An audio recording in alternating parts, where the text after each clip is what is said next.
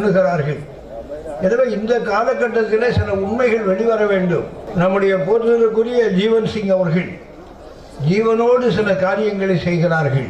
எங்களை எல்லாம் அழைத்து இங்கே ஒரு கலாச்சார பள்ளியை என்று திறப்பு விழாவிலே அதில் கூட ஒரு கலாச்சாரத்தை வைத்திருக்கிறார்கள்.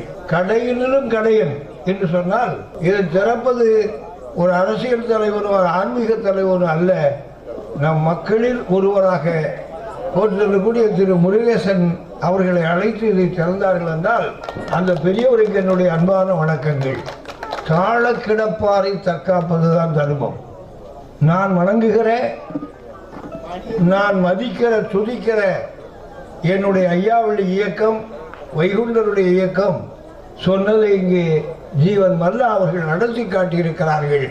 எனவே அவர்களுக்கு என்னுடைய சிரம் சார்ந்த வணக்கங்கள். அதுபோல இந்த